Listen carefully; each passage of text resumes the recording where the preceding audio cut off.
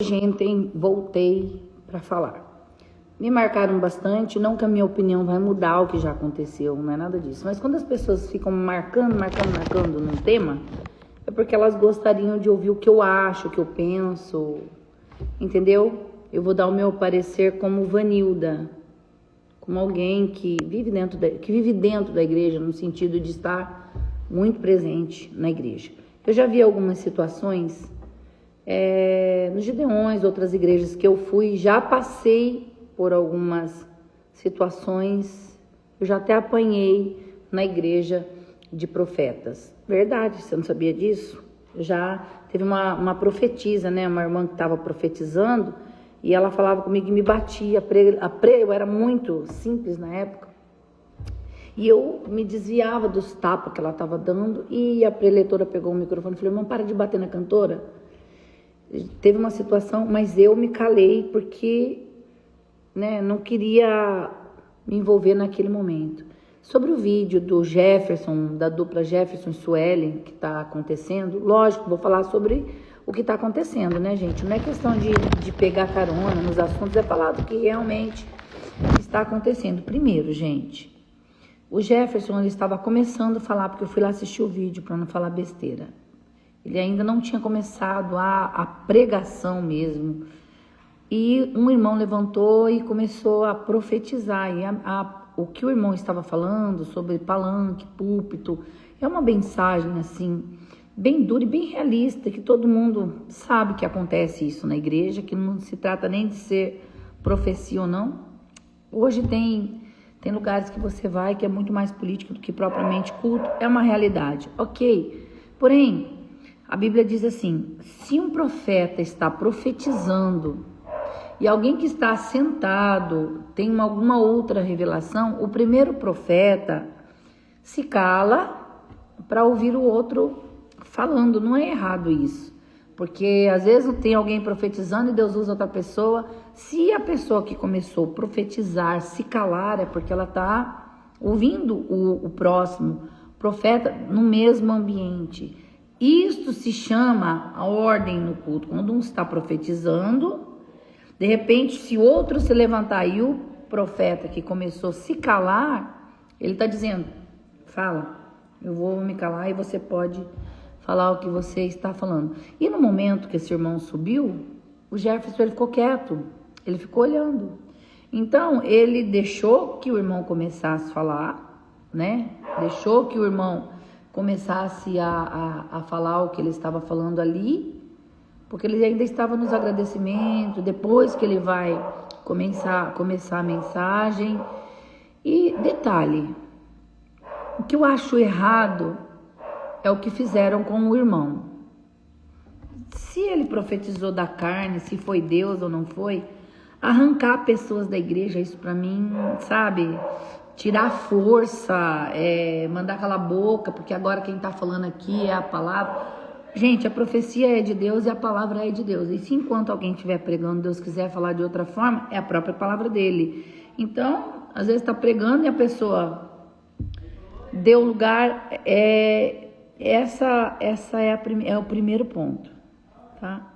O que aconteceu comigo? Vou falar agora o que aconteceu comigo parecido com essa situação. E os irmãos de Macapá, se estiverem aí, se estavam nesse culto, eu ia pregar, eu li o versículo e comecei a falar, e o tema era Pedro antes do avivamento e pós-avivamento, né? Pós-avivamento e antes do avivamento e pós-avivamento. Sobre Pedro era a mensagem. Quando eu fui começar a falar, devido a eu ter ouvido vários pregadores, agora que quem vai falar é um profeta que está com a palavra. Não, gente, se Deus não quiser que esse profeta fale, ele cala a boca de qualquer profeta, porque a palavra é dele. Primeiro ponto que eu acho que Deus é assim. Existem ordem. Você pode ser o profeta ou o pregador, pode ser o pastor. Se Deus quiser te interromper, ele vai te interromper a hora que ele quiser, porque a palavra é dele. E existem pessoas que ouvirão a palavra e ouvirão a profecia. Eu sei que isso é meio polêmico, mas eu tô falando o que eu sinto. Aí eu comecei a pregar nessa cidade lá em Macapá, na igreja do pastor Otto. E quando eu estava começando a mensagem, subiu um irmão falando em línguas e pá. Naquele momento, eu já tinha ouvido falar que ninguém podia profetizar na hora da palavra. Só que Deus me deu uma sabedoria naquele momento, porém eu quase acabei com o culto. Mas depois eu entendi que foi Deus. O irmão começou a profetizar e ele veio, ele queria pegar o microfone da minha mão e ele levantou a mão, eu segurei o microfone e eu fiz uma pergunta para ele. Eu disse assim, irmão, essa profecia é para mim ou é para a igreja? Diante de Deus eu fiz isso. É para Vanilda ou é para a igreja? Porque se for para a igreja, pode entregar. Agora, se for para mim, o senhor pode esperar para me entregar? Eu vou pedir para que você sente aqui no púlpito comigo, quando eu terminar de pregar, porque se é para mim, a igreja não precisa ouvir. Agora, se for para a igreja, junto comigo, uma profecia para o coletivo, pode falar. Eu senti, daí o irmão olhou para mim e falou, é para você. Eu falei assim, então eu vou esperar. O irmão pode sentar aqui, só que a igreja sentiu o peso do que eu fiz. Eu senti que esfriou. Eu falei assim, meu Deus, eu humilhei o irmão. Eu tentei fazer de um jeito para não humilhar ele, para não ofender ele, mas eu acabei ofendendo aquele irmão. Eu falei assim, uma cidade ferida é muito mais difícil de ser reconquistada do que qualquer um. E eu mandei o profeta calar a boca e eu comecei a pregar. E fui falando de Pedro antes do avivamento, de tudo que ele fez. Pedro negou Jesus, cortou a orelha de Malco, e comecei a pregar. Só que depois do avivamento, Pedro se tornou uma outra pessoa.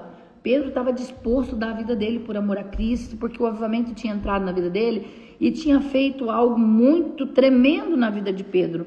E eu me virei para o irmão nesse momento e eu disse assim, só quem passou pelo avivamento consegue ser repreendido por uma palavra que Deus mandou, ficar sentado, ouvindo uma pessoa pregar, sem sair do lugar e sem fazer um escândalo. Aí Deus começou a me dar uma palavra para aquele irmão.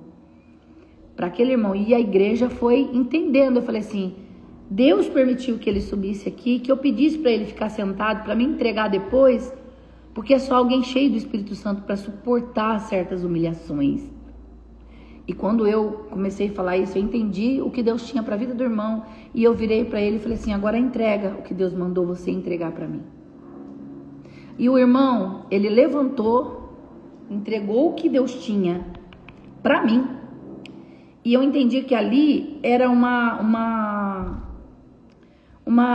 lição para todos ali, né?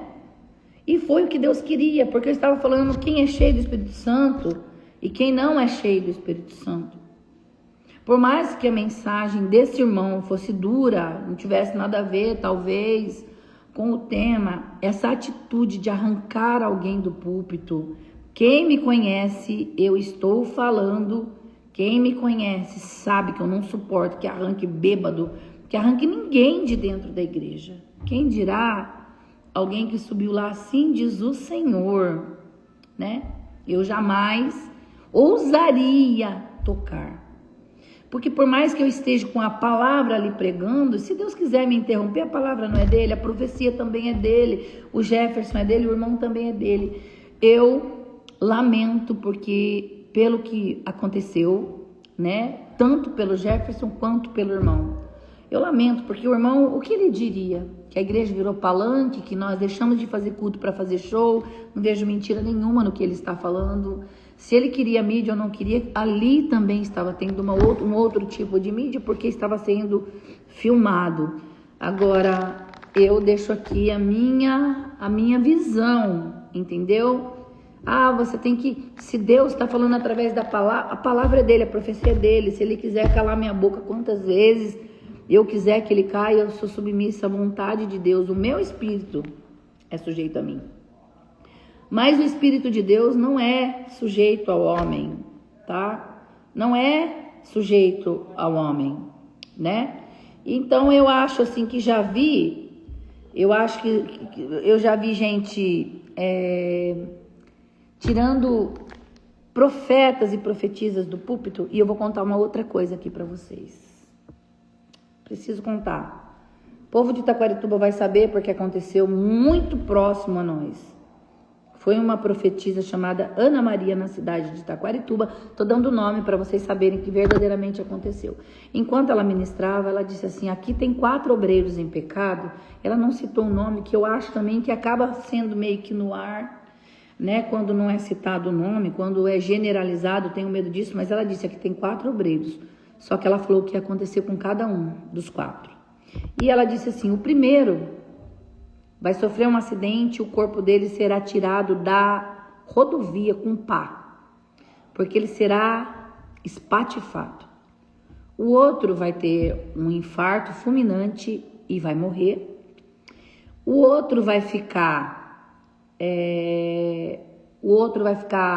paraplégico. Ela foi falando o que ia acontecer. E um dos será desmascarado aqui na igreja. Cidade de Taquarituba, minha família é de lá, e eu estou dando nome porque quem é de Taquarituba vai se lembrar desse ocorrido. Enquanto essa profetisa estava falando, o pastor da igreja tomou o microfone da mão dela, mandou ela calar a boca e disse: cala a boca, se Deus está te mostrando, fala quem é o obreiro. E ela chorou, só que ela deu um grito no púlpito, ela disse: se não é Deus na minha boca, que caia sobre mim. Mas o Senhor me manda confirmar dentro de 30 dias, esta igreja verá que foi Deus que falou. Durante o mês, todo mundo ficava na expectativa. Os obreiros até começaram a orar mais.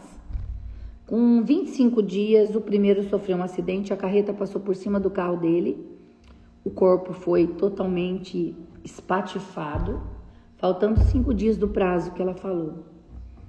O outro teve um infarto e morreu. Um irmão foi trocar uma lâmpada, e era um dos mais santos da igreja. Ele foi trocar uma lâmpada, ele caiu da escada, ficou de cadeira de roda. Pasmem os irmãos. Quando estava fazendo exatamente 30 dias, cidade de Taquarituba, São Paulo. Tá? Minha família é de lá. Na época eu também era de lá. Eu era criança, mas isso aconteceu. Do nada, um dos obreiros estava sentado no púlpito. Era Santa Ceia, na cidade de Taquarituba, São Paulo. Quando entrou uma mulher grávida, gritando da porta da igreja, e ela veio vindo para o púlpito e gritava e dizia assim: fala, fulano, que esse filho que eu estou gerando não é seu. Fala diante da igreja que eu não estou grávida de você e que você não é o meu amante. Aí eu te pergunto, era Deus? Era Deus? Sim. Mas ela foi arrancada de cima do púlpito. Foi mandada calar a boca. Tá? Então eu morro de medo de dizer que uma pessoa é falso profeta, porque a Bíblia não me dá o direito de julgar o profeta, ela manda julgar a profecia, tá? Então, essa minha preocupação é de que eu não posso me sentir a profetisa maior porque eu estou no momento da palavra. Se Deus quiser me interromper por causa da própria palavra, se Ele perceber que tem algo muito mais relevante para estar falando ali, gente, e eu sempre falo para vocês, tenham cuidado. Eu não ouso falar até de quem está falando coisa que eu sei que não é de Deus, porque a profecia é exortação, consolação e edificação. Então, eu tenho muito medo. Quando Paulo fala para ter a ordem no culto, ele estava dizendo assim, ó, enquanto um está profetizando, o outro espera a sua vez. E se 2 profetizarem ali e tal. Então, ali no momento que ele começa a falar que o Jefferson se cala, ele estava dando liberdade para que o irmão continuasse. Não foi o Jefferson que mandou o irmão se calar, e não foi ele que mandou o irmão sair. Pessoas que não estavam ali ligadas ali naquele momento, que foram arrancando esse irmão. E eu me preocupo porque nós não estamos preparados para ouvir verdadeiramente uma palavra que vá contra tudo aquilo que a gente fala. Entendeu? Então eu vou deixar aqui o que eu penso. Tem que ter ordem no culto, mas não dizer que se Deus quiser calar minha boca, calar minha voz, vamos falar mais uma coisa? Vamos falar mais uma vez? Carlos Eduardo Correia, o pastor dos podcasts, eu fui com ele na cidade de São Luís, e eu vou falar o nome da cidade, Cidade Operária. Esse pastor, ele já faleceu. Nós chegamos lá e a igreja superlotou, e o pastor simplesmente chegou para mim e disse assim: hoje quem vai pregar sou eu, mas o convidado estava lá, que era o pastor Carlos Eduardo. Eu era cantora e ele era o pastor Carlos Eduardo. Os irmãos também de lá vão se lembrar desse fato. Mas quando o pastor viu a igreja cheia, ele falou assim: não, quem vai pregar hoje sou eu.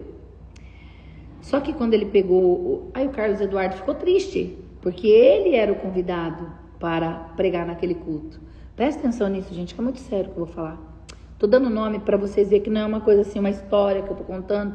São fatos reais que aconteceram relacionados à palavra de Deus. Se a gente honra tanto o pregador, se a gente honra tanto esse momento da palavra, que é o top das galáxias, por que pregadores faltam das suas ministrações? E por que trocam pregadores na hora da palavra? Porque a palavra de Deus é a palavra. Agora, profetas são removíveis, são tirados, sim, de certas oportunidades. E aí, quando ele pegou o microfone, que ele foi falar, ele começou a tossir. Ele começou a tossir, né? E começou a tossir, e ele não conseguiu falar durante os 3 dias de festa. Deus deixou ele sem voz, e ele era o pastor da igreja. E os 3 dias o Carlos Eduardo pregou, e no último dia, quando falou assim, ó, presta atenção, quando falou assim, ó, que a graça do nosso Senhor e Salvador Jesus Cristo, as doces consolações do Espírito Santo, a comunhão de Jesus, que deu a bênção apostólica, e a igreja disse amém, tá? Amém. O que aconteceu? A voz dele voltou na mesma hora. Eu entendo que quando Deus quer calar a nossa voz, ele cala, né? Ele cala. E ali quando o irmão levantou para falar, eu temo pelo que... Ai, gente, eu temo quando a gente mexe em algo que, sabe, parece assim, eu mandei calar, eu mandei sentar, eu mandei tirar. Eu tenho medo, tá? Tô falando com todo o temor de Deus, todo o temor de Deus, tá? Vou deixar aqui para vocês o que eu senti, o que eu pensei. A culpa não foi do Jefferson. O irmão, talvez na simplicidade, não entendeu, talvez que poderia ter esperado um pouco mais, mas a atitude de arrancar o irmão, se eu tivesse lá, eu ia sofrer muito. Se eu tivesse lá nesse momento, eu ia... Nossa, é um assunto muito delicado, porque realmente tem gente que vai para estragar o culto, como eu também já vi, tô contando algumas experiências. A gente tinha um pastor Armando aqui em Sorocaba, e ele estava pregando e uma mulher entrou e sentou com a perna aberta, assim, né? Se insinuando e falando alto.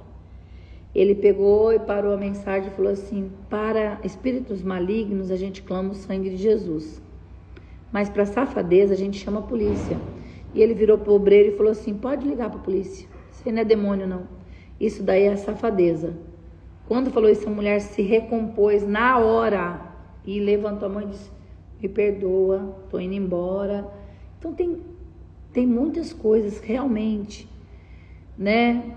Mas, ai, Jesus amado, eu tô assim, eu tô triste pelo que aconteceu, triste. Fico triste, né? Porque eu, no começo da live, contei uma situação que eu passei quase igual, né? Foi quase igual. E é complicado, e às vezes a pessoa tem sim uma palavra de Deus para entregar, e é muito simples, não entende o momento, e às vezes viu ali um momento para falar, né? Realmente Deus colocou no coração, que para mim ele não falou nenhuma mentira, ele não falou nenhuma mentira do que realmente está acontecendo, né? E que Deus abençoe, e que Deus tenha misericórdia de nós, e fica aqui, né? Os filhos de Joquebede gostam de causar. É verdade. É tão simples discernir, né? Excede todo o entendimento. Agora, se foi exagero, da parte dos irmãos eu temo, porque já vi outras coisas, né? E quando Daciolo profetizou nos Gideões, todo mundo criticou, todo mundo falou, mas vieram consequências. O meu medo é as consequências, mas eu não estava lá, tá bom? Eu não estava lá, mas olhando assim, né?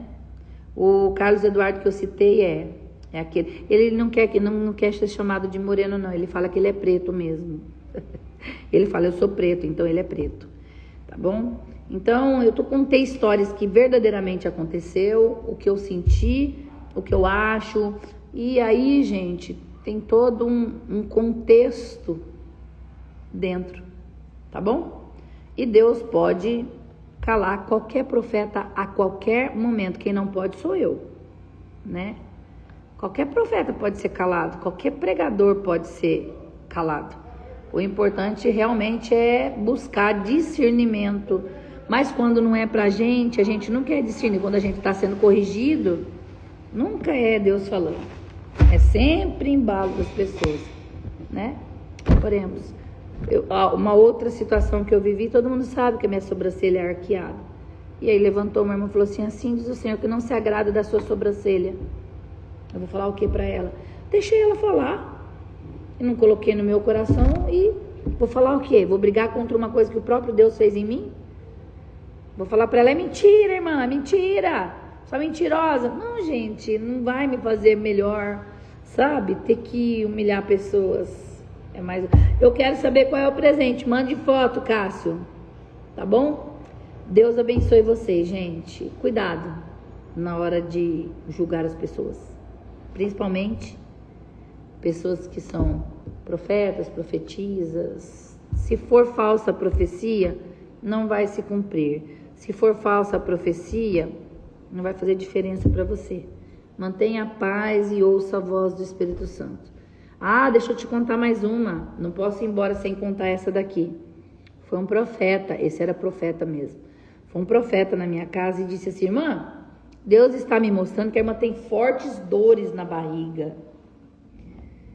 Eu olhei bem para ele e falei assim, não tenho não. Ele falou assim, eu vejo o Senhor tirando nódulos, tirando não sei o que. Ele falou o nome lá que eu não lembrava. E eu repreendi ele. Eu falei assim, não tenho nada disso, irmão. Não sinto dor. Porque eu queria ser tipo assim, desmascarar falsos profetas. Estou falando por mim. Aí ele olhou para mim e falou assim, irmã, Deus mandou falar. Queira você acreditar ou não. Depois de 6 meses eu estava numa mesa de cirurgia, tirando um dos meus ovários. Ai, meu Deus, tenho medo. E não senti, não me arrepiou. Achei que não era Deus, tá? Mas era Deus falando comigo. Tá bom? Ó, God bless vocês, tá? Deus abençoe.